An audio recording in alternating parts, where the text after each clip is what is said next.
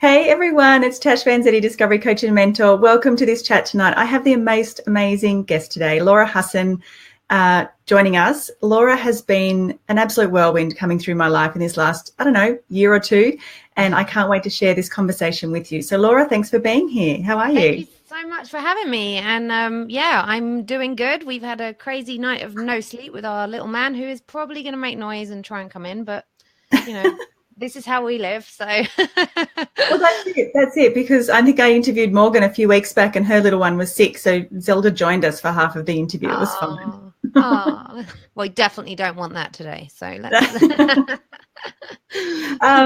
so tell us a little bit about what you're up to today and what what's brought you here, just in a little nutshell, because I know we're going to dive into quite a bit, but just give us a little intro of where you are right now with your business. Sure. I love this question. And this is a question I always ask people on the podcast, because especially like that, because where I've come from has been ever evolving. And I had so much bad feeling or guilt or shame around that feeling, because I felt like I was a failure because I didn't have my one succinct paragraph that explained what I do to people nailed down. So many years. I mean, I started my business in 2009, and it's only in the last, probably since you've known me, that I've been able to let that go. So now I just don't even try. And then actually I got asked, I'm speaking at an event in September, and I had to fill out, I was like, September's ages away. I'll probably have 3 different businesses by then. And I had to fill out the form that locked down what my speech would be about, what my bio was, and all things, so she could write the sales page. And I was like, oh gosh, I've got to commit to what my title is. I was like, this is hard. I know. So anyway, so what I put on there, yeah, exactly. What I put on there is what I'm super excited about right now is 2 main things. First thing is my podcast. It's so funny because I used to see people say they were a podcast host. I'm like, well, that's not a job. Like, what does that mean? Like, I don't understand. But now I'm having so much fun with my podcast that that's the first thing I feel I am is the host of my podcast. I'm loving your podcast too, by the way. Thank you. I'm actually obsessed with it. I was listening to back-to-back episodes myself yesterday morning, because it's so different listening back to something that you were in afterwards. Yeah. So I love that. And then the second thing that I'm really excited about doing is this recent, in the last 18 months, discovery of just helping, or really realizing the people I want to help in the world are people who are either aspiring to be or already see themselves as transformational leaders, and supporting them in an energetic and spiritual sense to just show up in the best way they possibly can. So sometimes that's just via Voxer, little tiny tidbits of messages, which is a voice app for anybody who doesn't know what that is. And other times it's showing up in person at live events to really support them in person and be there and hold space with them. So yeah, that's where we are right now. It's so great. So as you come on to join the interview, let us know that you're here. Say hello in the comments. If you're coming back to the replay, say hello in the comments. That's what I love about you, Laura, is I've seen this evolution unfold. And I think you were one of the first ones that gave me permission to just try things out without it having to be perfectly articulated, without having to have the perfect title and the perfect bio. And, I'm still struggling with that at times, but I'm a lot better, because I think I first came across you when you were back doing Periscope, and it was all about websites, and you were the website girl, as many people know you in the online world. And then you kind of dropped off my radar for a little bit, and then you showed up again, and you had just a very different energy about you. Oh, hey, Kelly, welcome. Nice to see you here. You had a very different energy about you, and I love the fact that you just showed up and just shared what was going on right then and there. And I think the biggest aha for me was when I was doing one of your challenges, and halfway through your challenge, you just went, oh, hang on a minute, something's changing. I don't know what it is. I was going to offer you this, but I'm going in a completely different direction. And the fact that I've got goosebumps now talking about it. Yeah, the fact that you were able to show up and just share that that's what was happening right then and there in that moment with you, with your business, with the people in the audience. It was so refreshing, because we have so many, filters and facades and shiny polished things out there that we don't give ourselves permission to just try something or just to be open about what's really going on. So I'm sure your business has evolved a lot since that moment. Do you want to share a little bit about what that journey has been like since you've let go of that need to have everything figured out? Absolutely. And it's something I feel myself reflecting on deeply right now. So it's great to have to hear my voice speaking it. So I was the website girl. And interestingly enough, actually, I just took a screenshot last night of a group that I'm in from a live event I went to earlier this year. Somebody asked, is there somebody who can build me a WordPress website on a budget and fast and yada, yada. And there were 8 replies and they all have my name in. And I was like, isn't that interesting? That just when I'm voicing the fact that I have let go of being the website girl, that doesn't mean that we don't still build websites. So, and this is the important distinction that I hadn't been able to make in my mind for a really long time. And what I'm realizing is, so for those who don't know me, my business started in 2009. And since 2013, my husband's been full-time in our company and we have built our business, and my name has been built on building websites, typically high-end, very beautiful custom WordPress websites. And this year, last year, I could feel myself shifting out of wanting to work in that way because it takes a long time. We can be in a project for 6 months plus with people. And obviously, we have capacity issues on that, obviously. And I wanted to make it more accessible for people. So, hey, welcome. hi, Anne.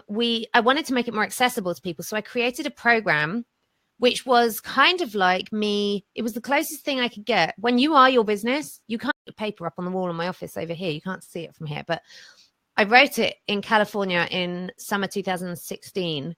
And it was my vision of what I was creating. And it was all about Website That Works, which is my website avenue. It was all about that and how this was going to be my profit stream and everything else. Yeah. And it was all going to be Facebook Lives and all the things. And then the very bottom corner, I've got business beyond belief in a bubble. And underneath in brackets, I don't know what this is yet, but it's going to be a part of my future. Wow. So that was, the name of Business Beyond Belief came to me during a massage. I know I've shared this with you before, but like I remember I was just in this massage and the name just kept circling around. And honestly, I was still having a beautiful, blissed out time. But when I came out of there, the first thing I did was go and check if I could buy the domain, which fortunately I could. But since that time when you met me, I was really in the transition at that point. I had acknowledged to myself, that was about 3 months after I wrote that, I don't know what it is. And I had acknowledged to myself that it was something, but I couldn't see what letting go looked like. And it's one of those abstract concepts, right? That you hear people talk about, you have to let go, you have to surrender. You just don't know what that feels like until you start to do it. It's like you start to relax. It's even if you're being told that you need to relax your jaw or something, you think you've relaxed it, and then somebody says, and more, and you're like, oh wow, look how much tension I'm still holding. Is that feeling. We get these nudges and we get these ideas and we get these little words that pop into our head, and that we just get this bolt of, oh, that's it, that's the thing. But then we can't quite grasp it. We don't know what to do with it. And so first of all, we might spin around for a little while. I know I've done that, is I spin around going, I don't know what this is, so I can't do anything with it. Instead of just settling in with it and going, you know what, this is going to be something, and I'm just going to figure it out. I'm just going to take the next step and listen to the next nudge. And I think that's been one of the biggest gifts that you've given me, is allowing myself to listen to the nudges, because we get them all the time, but we don't pay attention to them. And this last 12 months, the more I've listened to those nudges and I've taken that on board without having to know exactly what it is and how it fits together, so much amazing stuff has been happening. And it feels so much more like me, rather than me trying to create a something for someone, and me trying to create this type of business, or me trying to create that type of business that never really felt great. My business has had lots of different iterations over the years, and it's only in the last probably 12 months to 2 years that I've really started to feel like this is who I am and this is where I'm going.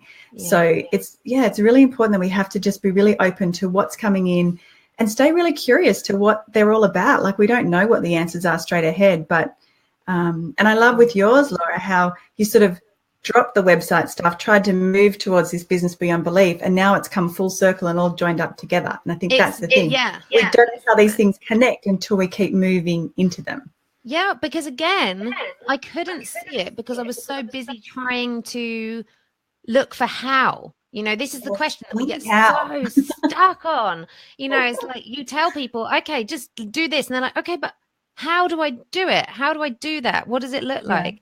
And really, the thing that I know is that as soon as I stopped trying to make it all fit together, it just all clicked into place. It's like when we just built, my husband and I just built a jigsaw a few weeks ago. Oh my goodness, we were going crazy. And we stepped away. And then when I came back, it was like, whoa, look at all these hundreds of pieces that now suddenly I can see exactly where they go. Yeah. It's the same thing. So it's not like a recipe that only works for business. This is life. This is how energy works. You just need a fresh perspective sometimes. And to trust, that's the biggest thing that I am in now. And the biggest change from when you were first in that challenge where I slammed the brakes on and went, oh God, like, and that was hard because I knew, I had invested in biggest ever investment in Facebook ads. I had hired my first person to help me fill that challenge. I had over 1,200 people registered for that challenge and over 700 engaging in the challenge. And I was planning to sell my website that works program at the end. And we had so much buzz and so much fun. And I could just feel like I've created all this and now I'm going to ruin it by talking about websites. Nobody even wants to talk about websites necessarily. So it was scary because on paper, that should have been one of my biggest launches ever. And I just turned from it because it didn't feel good anymore. And I think having the courage to do that and know that it's all going to work out and you are going to be supported is the biggest challenge we have. Yeah, we like certainty. We like to know what's going to happen. We like to know what the outcome is going to be. And that's been my biggest challenge, is having to let go of all of those things.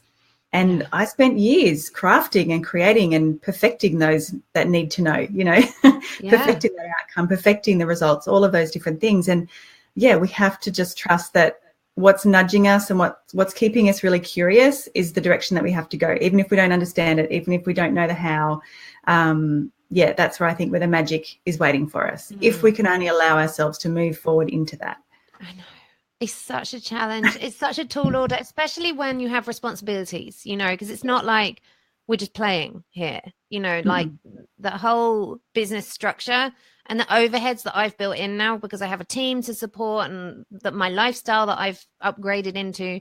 I can't just, I've had this thought a couple of times of like, what if I just decided tomorrow I was going to stop? And I'm like, whoa, that's not even a possibility because we've got projects that would take months to wrap up and team members who are entrenched and their families and it gets like, whoa, you can make it as big and as pressured and scary as you want. But then ultimately, if I can bring it back to like me feeling good in what I'm doing, if it's fun for me, I know it's going to work out well. So that's the thing, isn't it? Like I know several iterations of my business were fun in the beginning because I was doing something new. I was helping people, and that's what if I can get in and help people and talk to people and meet people, I'm in my happy place. But then I got to the point where I'd have to create content for this business, and I was like, ugh, I don't want to. I just don't want to. I'm not inspired by this subject at all. I'm burnt out with it. Like it's like boring, and then I sort of just allowed myself initially to just start writing about what was important to me, just what was on my mind. What had I thought about that week? What had I discovered that week? And all these people started coming and going, oh, I love that. Tell me more about that. And I had clients or people reaching out to me that I didn't even know were on my list going, you've been talking about this, this discovery piece of the puzzle. Can you just help me with that? Like, I don't want the other part of what you're offering. I'm like, oh my God, yes, I can. I hadn't even thought it was a business. I hadn't even thought it was an offer. Well, and I was so busy. It's the same with my membership that I know you're in my community. When I first launched that, my Clubhouse community, I had this plan. It spanned this board and it was like I had 16 months worth of content mapped out and people were getting this amazing content month after month, and members started leaving. And when I surveyed them when they left and asked them, would you mind sharing why you left? It was too much content. And this is the thing that I am so super aware of right now. And the message we all have this, but I think I'm especially tuned into the fact at the moment that I am much quicker to catch on when a message circles me. So it used to have to circle me for months and then go away and then come back. And it really had to knock me over before I would pay attention to it. Whereas now I'm like, oh, I've heard that 2 or 3 times this week. And this is the thing now. But we are saturated in content. And it literally, I took the content out of Clubhouse and people stopped leaving. And it's amazing. It's like, oh my goodness, people wanted less, not more. And it's so interesting that, yeah, exactly. As Anne says, overwhelm. Absolutely. And if you think there are currently something like 9 million, or I can't remember the number, entrepreneurs currently with online businesses right now. If every single one of them is creating content and creating blog posts and selling you a tripwire for a, free program or whatever, a webinar, it's just so much. So Hilda's as well. Hey Hilda, welcome. Hi Hilda, it's nice to see you. Oh my goodness, I love this. I mean, it's not, I mean, we sit there by ourselves, working in these businesses can be quite isolating, can be quite lonely. And we sit here wallowing in the overwhelm going, I don't know where to bloody start. Like, it's all too much. And we get so distracted, like the next shiny big promotion that's out there. And there's all these, like, everyone's talking about it and you want in and you get, swept up in it all. And you're like, oh my God, I can't get through what I already have, let alone implementing anything new. I've started just saying no and stepping back and letting go of things and letting go of more things and just trying to get really clear on where do I want to spend my time? Like, what is my focus going forward? What's been grabbing my attention? Because I can't do all the things. I can't read everyone's content. I can't stay up to date with everyone. And it's so refreshing and it's so much lighter when you give yourself permission to just walk away. Totally. Even if you've signed up for the course, even if you've joined the group or you've paid the membership and you're not using it, that's just a weight that's sitting there weighing you down and holding you down and stopping you from moving forward because you've got that pressure. And when you start to release the pressure and just walk away and say, okay, what's next? As in, what do I want to work on next? And start getting into creation mode rather than consumption mode. And it just feels so much better. So true. But then I get scared that people will step back and away from my stuff too. Hang on, make sure I've got the right. Okay, so you're saying you've stepped away massively, unsubscribing all over the place. Yep, get it. And then you're scared that people will step away from my stuff too, which I guess will happen. It's okay. I think what we have to be really mindful of, Anne, is just that we're creating content that's going to serve people and meet them where they are right now. Because what we tend to do, and I know you've said you're guilty of this too, Anne, and I'm guilty of it at times, is we over-deliver. We try and give so much. I remember when I try and put opt-ins together, the thought of a one-page or a simple something was like, no, I need to fix everything right now. Like, I need to give them everything. And that just doesn't work. People are so busy and overwhelmed. And I think we need to think about where they are right now. What's the one thing they need? So what I've been working on with my stuff is there's a million different things I could do, but it's like getting right back to basics, right back to that foundation level and helping people, I call it master the mind shit, of really take control of their thoughts, their habits, their behaviors, their beliefs, so they can start to filter out all the bullshit and just go, what do I need to focus on right now? Because it's so distracting and it's so disheartening when we see what everyone else is doing and then we sit here frozen, not doing anything at all ourselves. I know. And this is the thing. And I think I see that we have two choices, right? We have, in terms of creating stuff for people, we have two choices. And I was just talking about this yesterday. It's so interesting. And this is a little bit controversial, but I am in a place now where I don't know what the right way to say this is, but the whole ideal customer profile thing that we get in every online course that we ever do, because it's real marketing, right? To do that research and to know your audience. I don't do that anymore. And so these are the two choices. We choose to do that and we create things and we ask people, or we observe and listen to what they need and where they're saying they're at, and we create things that meet that need. Or we do what I'm doing now, which is I just create what I feel inspired to create and trust that those people are out there waiting to receive it. And since I've been doing that, oh my goodness, you will hear some of my business friends will say, like, they make a joke of the fact that I never say work. I never use the word work. And I never use the word busy, because I just feel like everything feels fun and like I play and create. And, I went the other morning, I've been going for these sound baths. I know I've told you about that.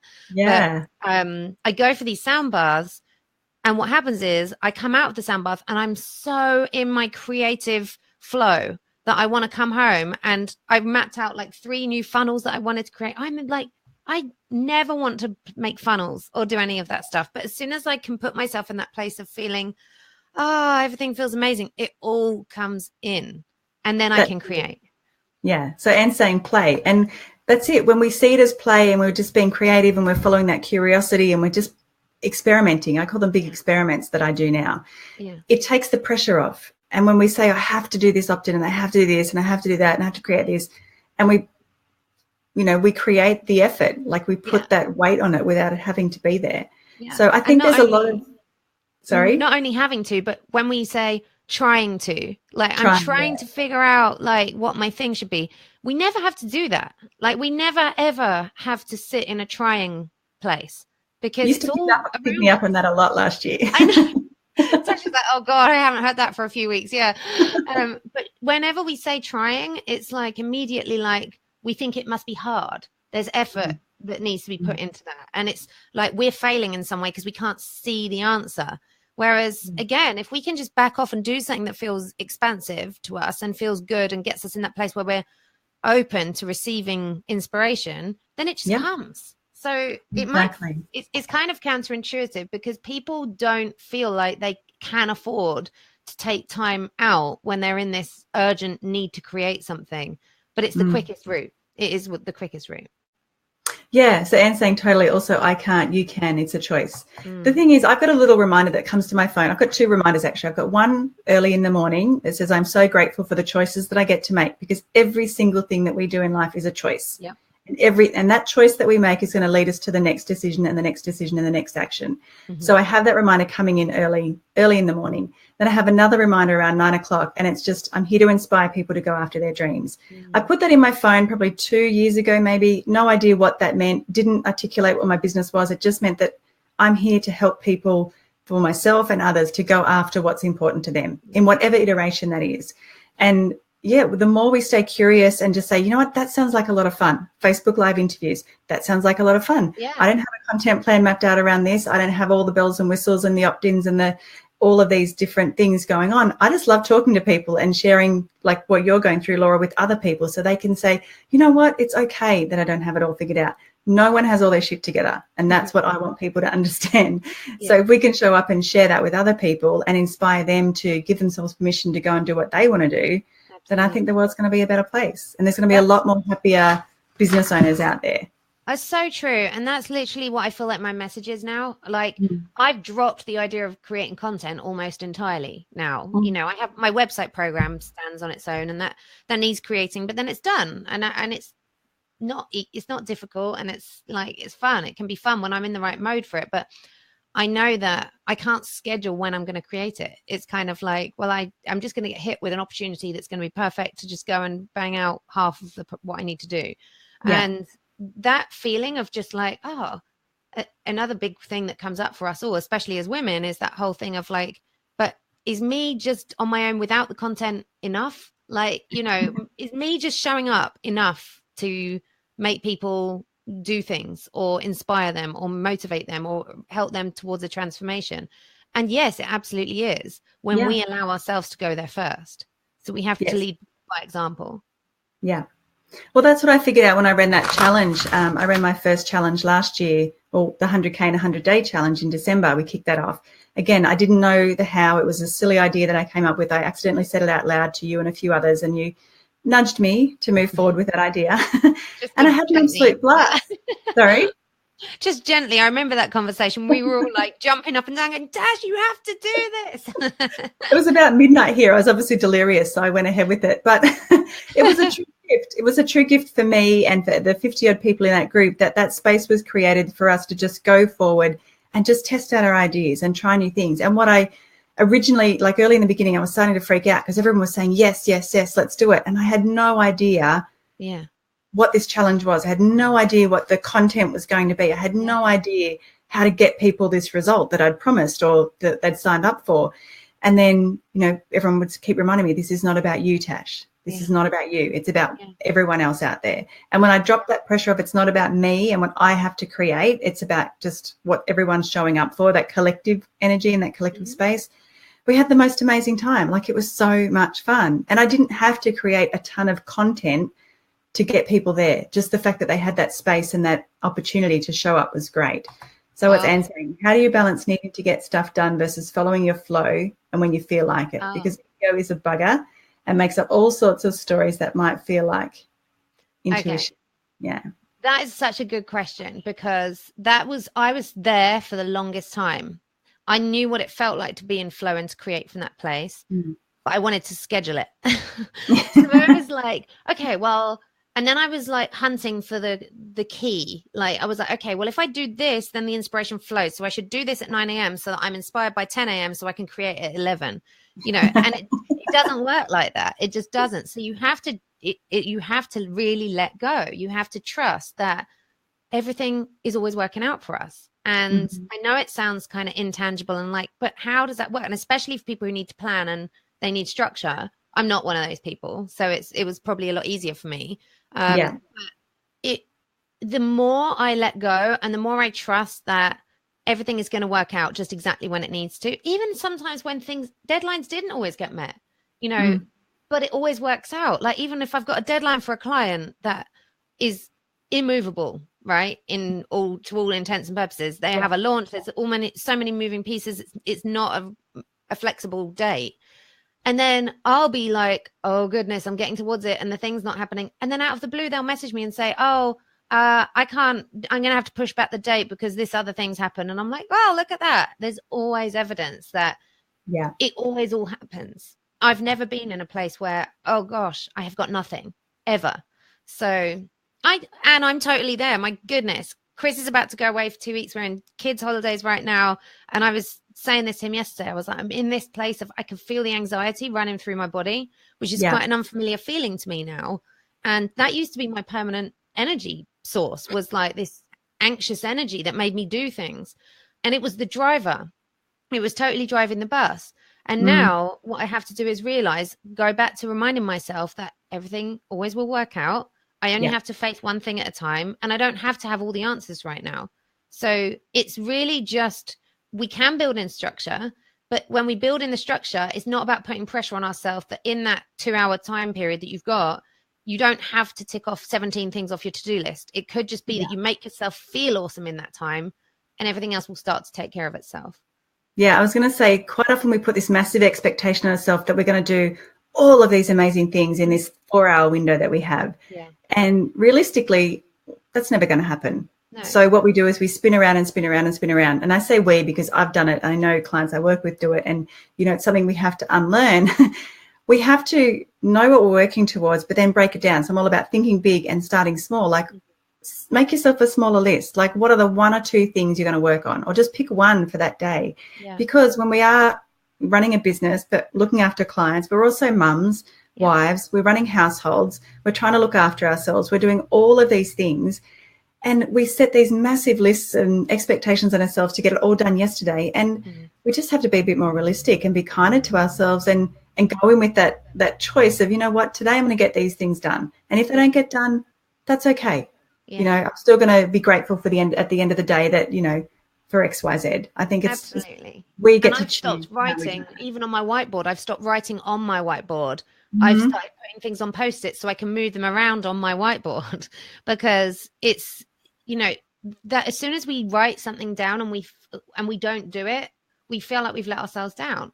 Yeah. So the new question is like, instead of what can I get done today, is like, how can I let myself off the hook today? Like, what can I allow to not have to put pressure on today to just make things easy?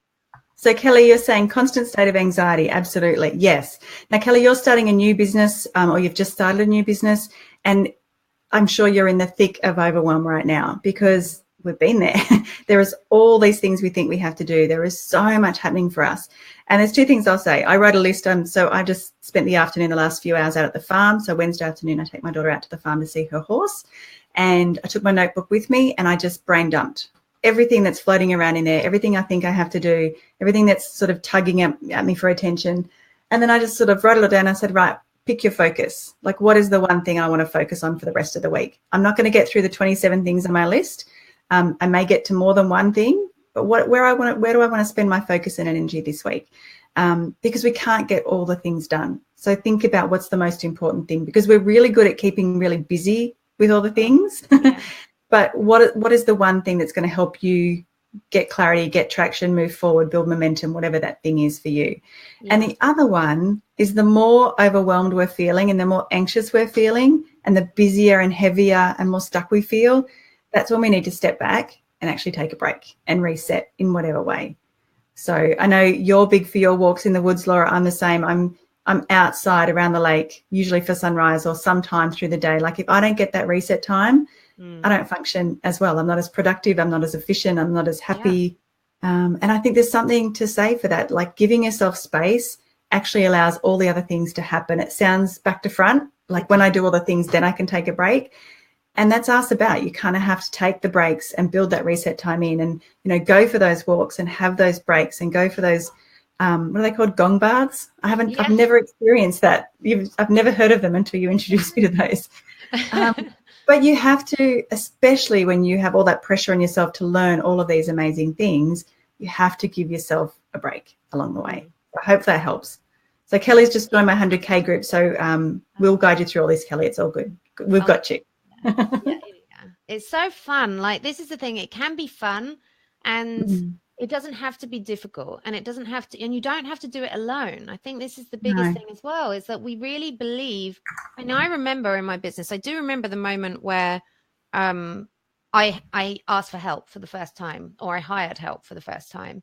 And I felt like such a failure because in my head, I had this picture. I don't even know where that came from. It's hard for me to even remember why I had that now, but I forget that we all start there and we have this, like, we have to do it. You know, being an entrepreneur is like, we make this happen by ourselves. That's why it's so amazing.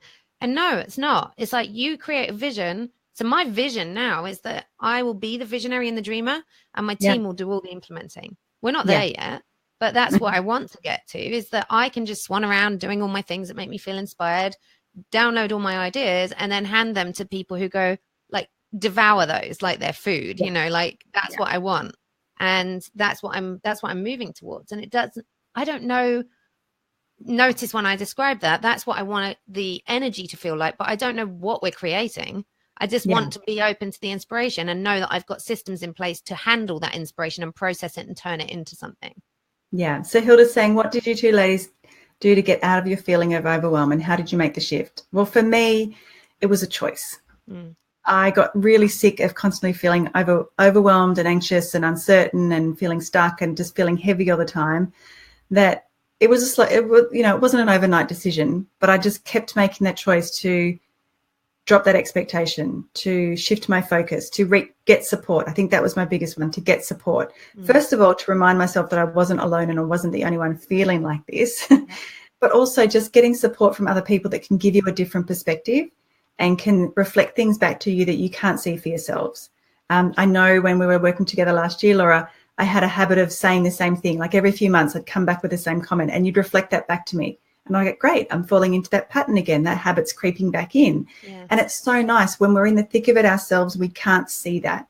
And when we can get support or someone around us to reflect back what's going on or give us a different perspective, or, you know, what are the decisions that we're making each day? And it's a choice whether we're going to wake up and be completely overwhelmed and not look after ourselves, or are we going to sort of play a bigger game here and step out of that? What would you say to that, Laura? I would absolutely say the same thing. What I do remember is that when you're in it, it's impossible to remember what it's like to not be in it. And it can happen like that. Like one day you can be in and out of it several times. And so the key is to really anchor. For me, it's anchoring myself into how to get back out of it. Like, and I used to have this visual of like, I don't know what they're called, like picks, ice picks that you put into a glacier. So you could build them up. And in my head, every time this happened, I was putting my pick a little bit higher. So each time it was easier for me to get back to the top quicker. And now really when it happens, it doesn't really happen with my business anymore. But it does happen in my personal life. Like I've had some personal things go on just this weekend that have put me in that place that have really made me feel, and sad and all the things. And I did feel like I'm allowing myself to feel sad, or I'm allowing whatever the feelings are, but I'm acknowledging I don't have to stay stuck in this feeling of like not knowing what to do or spinning in my wheel. You know, I can just make a choice and snap right out of it. And absolutely what you said about support. And it doesn't have to be. Oh no, come back, Laura. Oh, did you lose me? Sorry. You froze for a sec. So I heard it doesn't have to be, and then so just go from there. Okay, sorry. So it doesn't have to be paying people. It can be like anchoring people in. Like my husband is now well equipped to bring me back from the brink when I'm in the Yeah. place of, he knows what to say and how to wheel me around, and that's invaluable. But yeah, having support of like-minded people, mastermind groups, communities, whatever it is, Yeah. that I need that. Like that's a lifeline for me. Yeah, I find that if I tend to get overwhelmed or anxious, and that's when I start to retreat and I start to go inward and I start to go into hiding, that is the worst possible place. And that is the worst thing that I can do. As soon as I recognize and acknowledge that's what I'm doing, I'm retreating again, I'm going into hiding again, I'm getting quiet again. That's when I know, I need to reach for that support. I need to pull down that oxygen mask or the life vest or whatever analogy you want to use. Because if I spend too long in there, everything gets darker and heavier. We are our own energy suck. It's like a vortex in there. In the opposite way to we want to be vortexing. Yes. And just the fact that you can show up and say, you know what, I'm having a really crap day. I'm really stuck right now. I'm spinning around. I've got no idea. Like just voicing that and not saying, I'm fine. Everything's great. I'm really busy. It's awesome, which what we try and do. Thank you. I'm glad that helped with you. And the more I show up and say, this is what's happened to me, this is how I deal with it, it helps everyone. So the more that you can say, you know what, I haven't got this figured out today, or I need some help, the easier it is to come out of it. It's so much harder, like you said, Laura, when you're in the thick of it, to pull yourself out of it. Sometimes you just need to raise your hand above the water and say, help. And it's not a sign of weakness. Yeah. And help people to help you, so when I welcomed you ladies into my mastermind last year, one of the questions I asked you was, if you were to like go into hiding on us, retreat, who would you like us to contact? Because I wanted a way that if somebody really went into a feeling, that I could reach out to whoever they nominated as their person, or however it might have been that they gave me a different phone number or an email address or something other way than our usual routes. But just being able to tap in quickly to say, we're still here and we want to bring you back. Having that is, I don't even know what the word is, but it's something. It's essential. I think we're all prone to do it, but the sooner that you can acknowledge that that's what's happening, the easier it is to pull yourself out of it. Absolutely. I mean, I still have little moments of hiding. I still have little retreat moments. I still have days where I don't want to look at anything. I just want to, just go and walk just go for a hike for a whole day and just not think about anything. But sometimes we just need to do that and be okay with that. Yeah. But I think the more we try and go into denial that that's what's happening, the deeper into that space we'll go. Absolutely. So, there's so much awareness. I mean, I pretty much wrap all of this stuff up into the title of mind shit now, because I couldn't find a word for it. And then that word just kept falling out of me. So I've just owned it because it does articulate everything that holds us back and keeps us stuck. And when we are constantly growing and evolving and creating and trying new things, it takes its toll, and we have to allow ourselves to move through that. So some of you might have seen the interview I did a few weeks back with Eddie Hoffman about cognitive load and how we can understand and manage our brains as entrepreneurs. And our brain is trying to simplify and make everything it does super efficient. It just wants to shortcut everything. And we are constantly pushing it and trying new things and trying new things and trying new things. Your brain goes into overdrive and it's like, I'm just going to shut down for a few days and recover. So we have to allow that to happen. We can't just keep pushing and pushing and pushing, expecting amazing results. Yeah, so, totally agree. It's just letting go. It's that practice of letting go. And you can start with really tiny things. If you just notice something irritating you, like even if not business related, if you're driving your car and somebody cuts in front of you, just practice letting go. Find and be grateful for opportunities to experience that feeling of what it feels like to let go. Because it's literally like a muscle. I'm really good at it now. Oh, funny. I think when you're building a business beyond belief, I think there's a couple of things that I'd like to wrap up on. Is that we have to follow our own path. I wrote a little note last night to myself, and it was more just a reminder, like, what would your path look like if you let that curiosity take over? Because we try and pigeonhole ourselves into what we think we should be doing, or what we're good at right now, or what we have done in the past, like what our career has been. So you could have stayed stuck in the website world because that's what you were really good at. That's what you were known for. But you stayed open and you stayed curious, and you went from websites to then doing readings for people and all this other stuff, amazing stuff. And through that, you've sort of now been able to tie it all together back into an amazing business and amazing service for people. And for me, you know, I started out, funnily enough, working with websites and social media with people for my sister's company. Then I was training people. Then I was running workshops in that space. But I just knew that I didn't want to be in that. Although I was generating revenue and I was fully booked for workshops, I just allowed myself to stay curious and open. And fast forward a few years, now I'm diving into, you know, the neuroscience side of things and habits and beliefs and the subconscious and all these other things. And it doesn't mean that everything that I've done up until now is wasted. It just means that I can bring a different perspective to the work that I do. And everyone's the same. The more you stay open and curious about what is coming up for you and what's on your radar, the more things you can fit into your perspective and the more you can support people going forward. So I think what we try and do is we get really interested in one thing and we think we have to forget everything else. And it's not always the case. I think eventually it comes around full circle. Yeah. And just trusting it to do that, you know, because that's how it works. So yeah, exactly. And that's the thing, you know, we try and figure out like who are we and what are we doing. And I think the more we show up as who we really are and who we want to be, the more that the people out there that need us will find us. Like you said, Laura, there's no perfect avatar per se. It's like your people will find you if you allow yourself to show up as who you really are. Yeah, absolutely. Yeah. So I heard your podcast, I think this morning on intuition, when you were just, you know, you had to take the week off and you were on the lounge with your daughter and you just jumped into a little group and, you know, were just chatting to people and you've suddenly got, for something that wasn't work for you, for something that was just naturally showing up and doing what you do, you now have 20-something new clients that just appeared last week. 23 amazing new and brand new to me, most of them. That's awesome. Actually, that would be a great episode for people who've listened to this to listen to. If this sounds like I kind of get it, but I don't get it, like that'd be a great example. So yeah, I shared that one on my page earlier, but I'm going to link to it in the show notes. I've been listening to too many podcasts.